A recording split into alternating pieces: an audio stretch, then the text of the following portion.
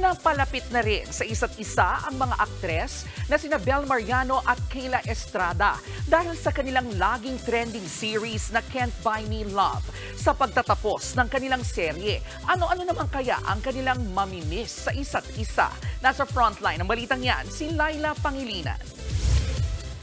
Di tulad ng kanilang mga karakter sa kapatid Star Creative series na Can't Buy Me Love, close na close sina Kayla Estrada at Bel Mariano. At ngayon tapos na ang taping ng kanilang serye. Sure na raw ang sepangs nilang dalawa.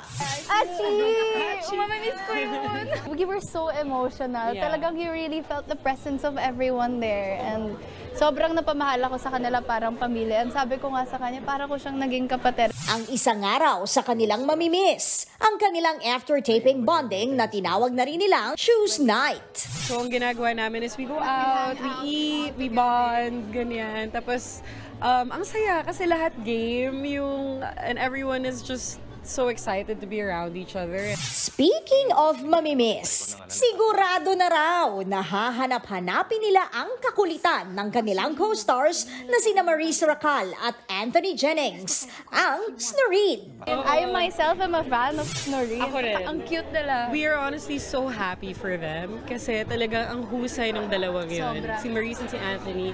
And it really just clicked with them, the humor, the timing. Their humor's alive. Their timing, sobrang galing. Galing nilang dalawa, and we're really rooting for them, and we hope that there will be projects coming up.